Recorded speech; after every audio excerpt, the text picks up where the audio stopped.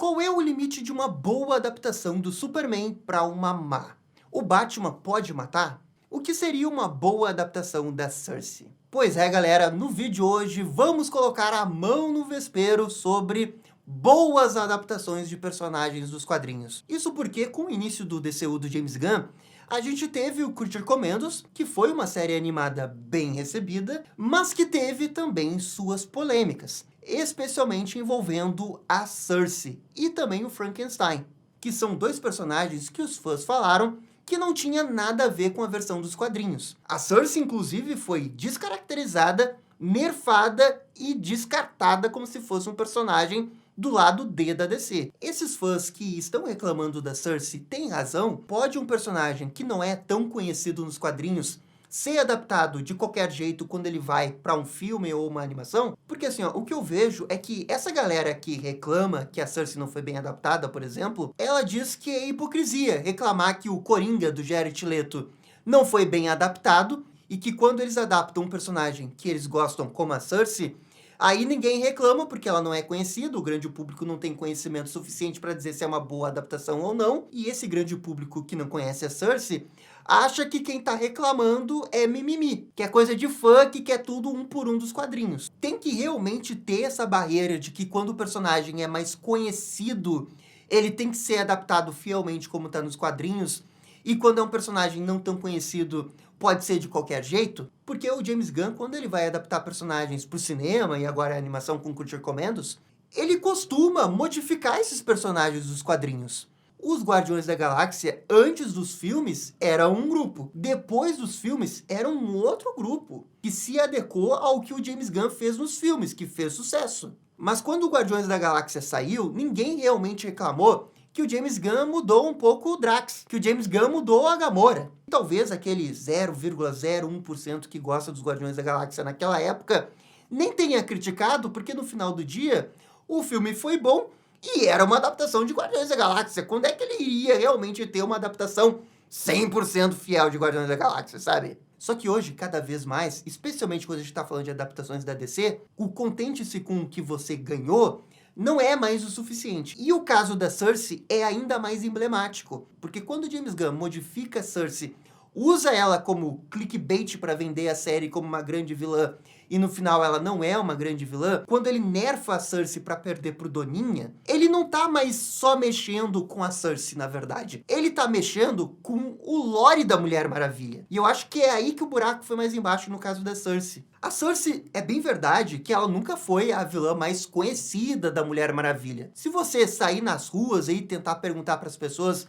vilões da Mulher Maravilha, 90% da galera vai dizer que não conhece nenhum, mas ali vai ter uns 10% que vai dizer Mulher Leopardo e Ares, que são justamente os vilões que apareceram nos filmes. Eu acho que a gente consegue concordar aqui que a Cersei realmente ela não é popular. Ela não entra no hall dos personagens que, quando adaptados para o cinema, animações, tem que ser um por um, sabe? Na teoria ela entra. Só que ao mesmo tempo, a Cersei, pra essa galera que lê quadrinhos da Mulher Maravilha, e eu concordo com essa galera, diga-se de passagem, a Cersei não é qualquer vilã da Mulher Maravilha.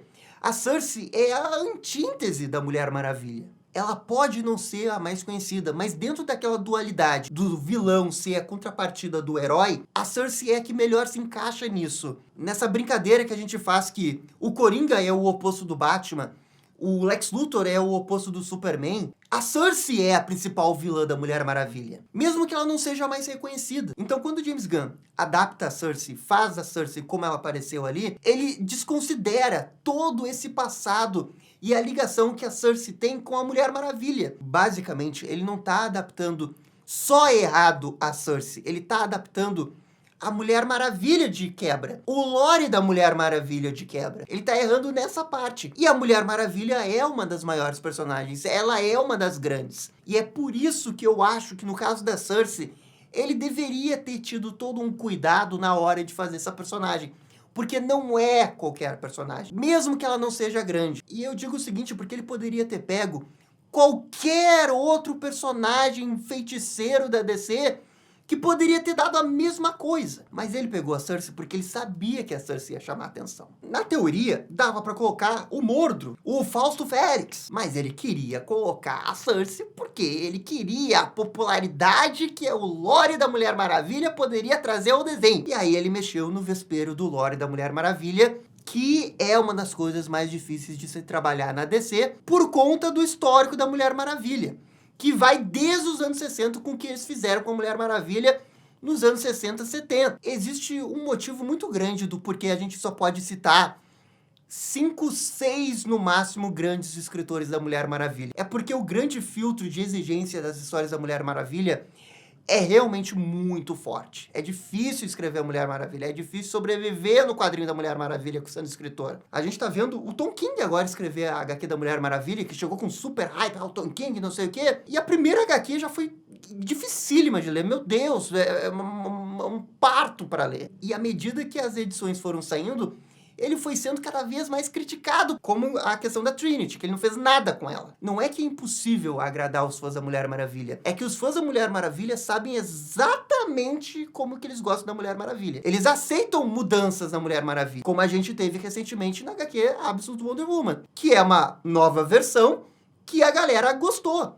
Eles mudaram a Cersei naquela HQ e ninguém reclamou da Cersei. Não é só uma questão de mudar ou não, é uma questão de entender a essência da Cersei, dessa relação que ela tem com a Mulher Maravilha. Claro que é um universo absoluto onde muitas coisas diferentes são permitidas, mas você vê que tem uma relação ali da Cersei que é um pouco inspirada nos quadrinhos, mesmo que ali a Cersei seja a mãe da Mulher Maravilha. Porque existe uma relação fundamental entre as personagens que liga elas. E não é só entender o lore, é entender a base, a essência, a relação, o significado, a mensagem. E é isso que o James Gunn não entendeu com essa Cersei. É por isso que eu digo, Mulher Maravilha é difícil. Outra HQ que é dificílima, e eu tenho pena de quem vai escrever o roteiro, Jovens Titãs. Jovens Titãs é tão difícil quanto Mulher Maravilha. E lá o buraco é ainda mais embaixo, porque não é só um personagem, não, você tá falando da equipe inteira. Então, eu chego à conclusão que o James Gunn errou na adaptação da Cersei,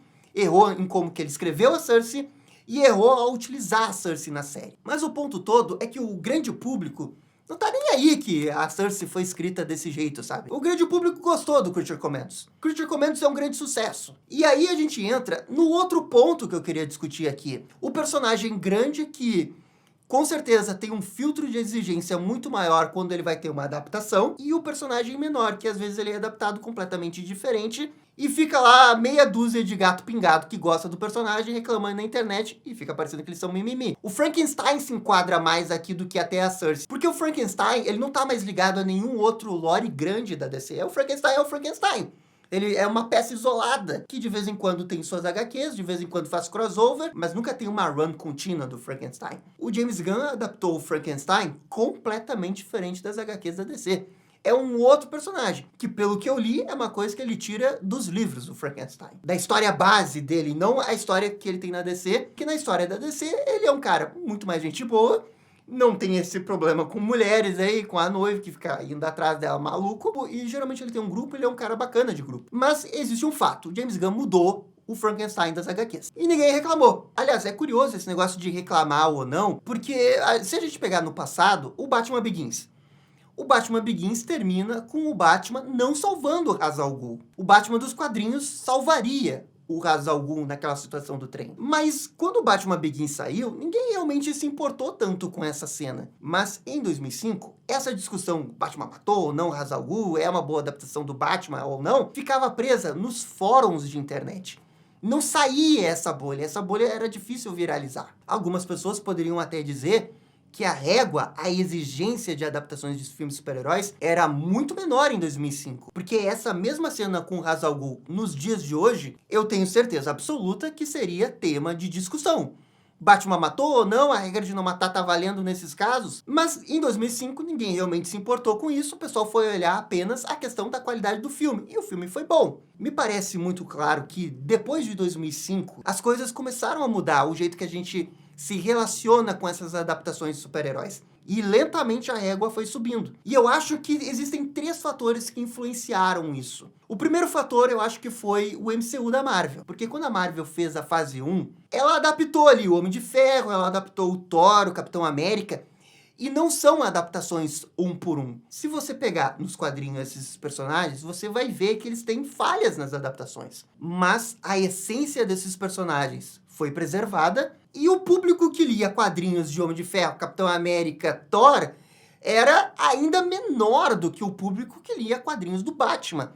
E já era um grupo muito pequeno. E quando esses filmes saíram, essa galera dos quadrinhos, mesmo percebendo que não era uma adaptação 100% fiel, com algumas mudanças, eles acabaram super aprovando, porque era um filme minimamente decente do Capitão América. Era um filme bom do Hulk, e era Robert Downey Jr. mudando a cara do Homem de Ferro. Essencialmente, eram filmes bons, com adaptações que respeitam a essência de um público que talvez nunca tinha sonhado em ver esses personagens em live action assim tão grande, em filmes tão bem feitos. Vamos lembrar o filme do Capitão América dos anos 90. Então nunca aconteceu assim um crime capital envolvendo esses personagens em termos de adaptações. Quando a gente vai para os Vingadores, aí a gente fura a bolha. E o grande público começa a se interessar por coisas de super-heróis. E de um jeito nunca antes visto. Eu não tô falando só interesse pelo herói grande, eu tô falando do interesse pelo universo inteiro. Vingadores já é uma ótima adaptação dos Vingadores, já é um ótimo filme. E esse filme mudou a relação do público. Nesse momento a galera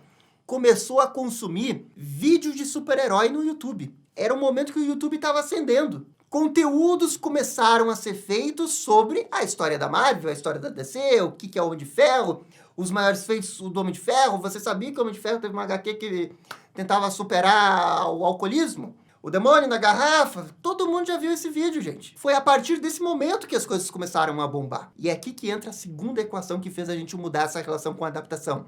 O Homem de Aço. Porque o Homem de Aço, ele é um filme feito à base do Batman Begins. É um filme que o Snyder tenta respeitar a essência do Superman, mas dando o seu twist. Tal qual o Nolan deu o seu twist pro Batman. Mas esse filme do Superman, o que acontece? Ele divide as pessoas. Muitas pessoas falaram, não, mas é como se fosse um filme do Batman, só que com Superman. Qual que era a imagem geral que o público tinha do Superman? Superman do Super Amigos, Superman do desenho da Liga da Justiça, Superman do Christopher Reeve, que era sempre um Superman mais good vibes. E não esse Superman introvertido do Snyder. Então aqui já tem uma primeira ruptura. As pessoas estão reclamando de uma adaptação de super-herói. Porque o Snyder não entendeu a essência do Superman. O Snyder fez o Superman matar o Zod no final do filme. Mas o Superman não mata. Na cabeça do Snyder, o Superman matar o Zod nunca era uma polêmica. Na verdade, ele achava que era uma coisa ousada. Talvez inspirado no próprio Nolan, quando o Batman deixou o Ra's al Ghul pra morrer. Mas Superman é diferente. A percepção do público com Superman é diferente. Logo depois que esse filme sai, ele é divisório, mas ele vai bem de bilheteria, ele ganha uma continuação. O que acontece nas redes sociais, em canais no YouTube? Começam a surgir videoanálises do porquê que o Snyder não entende o Superman, do porquê que o Superman não mata. E esses vídeos começam a viralizar. E aquela galera que não lia quadrinhos começa a entender as regras fundamentais do Superman, o que faz a essência do Superman ser. E a galera entende que, ok, Superman não mata. Em paralelo a isso, você tem na Marvel ali Guardiões da Galáxia. James Gunn adaptando os Guardiões, mas como ninguém se importa, como ninguém fazia vídeo de Guardiões da Galáxia, como 0,001% das pessoas realmente leram as HQs dos Guardiões da Galáxia, ninguém tá ali para realmente criticar. E também é importante dizer, quando ele adaptou os Guardiões, ele encaixou as personalidades dele de um jeito que ele gosta de trabalhar. Mas, essencialmente, ele não mudou os objetivos dos personagens. Eles ainda eram, reconhecíveis. Não é que ele mudou completamente. Alguns anos depois teve o Batman vs Superman. O pessoal tava super hypado, afinal, o Snyder falou que iria ser uma adaptação, levemente, de Cavaleiro das Trevas Frank Miller. Justamente a HQ do Batman que fura a bolha. E aí ele faz um Batman visualmente impecável, como nos quadrinhos. As pessoas elogiavam, as pessoas estavam hypadas, mas sai o filme. E dessa vez o BVS, ele não é nem divisório, ele é uma crítica negativa. Ele recebe uma onda de crítica. Então o público geral não gosta, porque entende que o filme é muito confuso.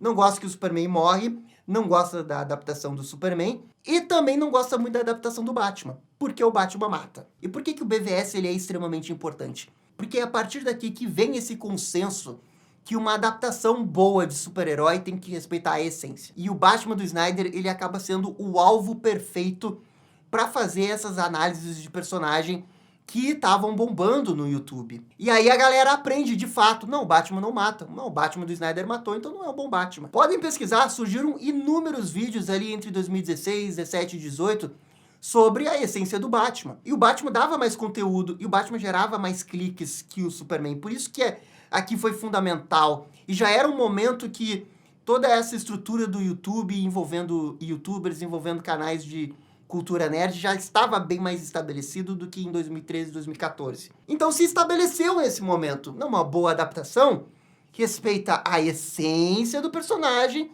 pode até mudar uma ou outra coisa, mas não quebra suas regras fundamentais. Enquanto isso, a Marvel estava lançando Guerra Civil. Guerra Civil muda completamente a história da HQ. Mas a essência da trama ali, o conflito do Steve Rogers com Tony Stark, tava ali. E eles ainda colocaram a cereja do bolo, que era o Homem-Aranha. Que era o Homem-Aranha falando no meio da ação como se fosse o Homem-Aranha dos quadrinhos e interagindo com os personagens da Marvel. E o Tom Holland com cara de adolescente que, olha, mas esse é o Homem-Aranha perfeito. Não era o Homem-Aranha galã do Andrew Garfield, que vinha de um filme muito criticado também. Então, na DC a gente tinha casos de personagens grandes que estavam sendo adaptados de formas diferentes. E eram criticados por isso. Na Marvel, a gente tinha os Vingadores, que sempre foi bem aceito. Surge o Homem-Aranha, que é o personagem grande da Marvel, e ninguém critica. Então, a essência do Homem-Aranha tá ali. E olha só que interessante, porque essa regra da boa adaptação, ela só valia pro Batman e pro Superman. Porque quando a Mulher Maravilha foi ter o filme dela, era uma adaptação dos 952, que é uma adaptação que os fãs não gostam. Mas é um filme que faz sucesso. Porque a Mulher Maravilha, embora ela seja muito conhecida, as pessoas não têm noção da galeria de vilões da Mulher Maravilha, não têm noção de onde que a Diana veio, não conseguiria nem dizer a palavra Temícera. Pega o Aquaman, que saiu logo depois, as pessoas não criticaram, e era uma adaptação diferente do Aquaman. O filme do Shazam, quando saiu, ninguém criticou, falavam que esse é o Shazam dos quadrinhos, era o Shazam dos quadrinhos 952. Não era o Capitão Marvel que as pessoas gostaram dos anos 90, mas a régua de adaptação, tanto do Aquaman quanto do Shazam, eram baixas. E foi a partir daí, com sucessos de Guardiões da Galáxia, flops de BVS, boas recepções de Aquaman e Shazam, pelo menos por parte da crítica e do público quando esses filmes saíram, que se formou essa máxima que grandes personagens, os mais conhecidos, eles precisam ser mais respeitados. E quando tem os personagens menores, aí você pode mudar sem muito problema, sem ter muita consequência de crítica e por parte dos fãs. E desde que se formou esse entendimento das adaptações entre 2016 e 2017, a gente vem seguindo nessa toada. A Marvel também fez adaptações que não são um por um dos quadrinhos, mas que manteve a essência, foi bem recebido. Essencialmente, a relação ainda é a mesma hoje. Personagens grandes não pode mudar, personagens menores pode, desde que seja uma boa adaptação, não seja um personagem ruim. É por isso que eu acho curioso essa situação da Cersei, porque na teoria ela não é uma personagem grande. Mas a Cersei, ela entra nesse caso que eu citei do lore da Mulher Maravilha. Porque a própria história da Cersei se entrelaça com a história da Mulher Maravilha. E torna uma coisa muito mais complexa do que só mexer numa personagem que ela é pequena. Se chegar o Sargento Rock e quiser mudar a origem do Sargento Rock, eu tenho a sensação que ninguém realmente vai se importar. Porque o Sargento Rock não se interliga com nenhum personagem realmente grande da DC, como a Cersei se liga com a Mulher Maravilha. Agora, se no filme dos Jovens Titãs, por exemplo, tiver a Blackfire, a irmã lá da Estelar, e não for uma boa adaptação da Blackfire, isso respinga na Estelar. A mesma coisa se tiver o Kid Flash nos Jovens Titãs. Porque o caso da Cersei me fez perceber que não é só personagem popular, personagem não popular. É o personagem com que ele representa e com quem ele está interligado. Da mesma forma, Capuz Vermelho. Capuz Vermelho não é um personagem popular. Mas você mudar a personalidade do Capuz Vermelho afeta o núcleo do Batman. E aí sim você está falando de um personagem grande. Então você... Na teoria, você não pode mudar o Capuz Vermelho, sem que tenha uma grande reclamação por parte dos fãs. E também porque é um personagem do Batman. Personagens do Batman, todos eles são mais conhecidos do que a base de todos os outros vilões que a DC tem. Pega o Senhor Frio, por exemplo. Ele é muito menos importante que a Cersei, mas mudar o Senhor Frio numa adaptação do Batman poderia ser algo extremamente perigoso para a reação do público. A não ser que você faça um Senhor Frio 10 de 10 que muda a origem do Senhor Frio, a tendência é a galera reclamar porque não fizeram o Senhor Frio do Paul Dini, do Batman Animated Series. E com isso a gente volta no argumento dos fãs da Mulher Maravilha, que acham que é hipocrisia reclamar do Coringa, mas não reclamar da Cersei. E nesse ponto eu concordo, mas não porque a Cersei tem que ser tratada como todos os vilões do Batman, mas porque a Cersei ela tem uma ligação muito direta com a Mulher Maravilha. Mas sei lá, se eles quisessem mudar a Giganta, aí eu acho que isso não iria influenciar tanto e aquela regra de personagem menor que você pode mudar. Ah, Gabriel, mas então os vilões do Batman vão ter sempre um privilégio maior. Eu acho que os vilões do Batman, eles são uma exceção,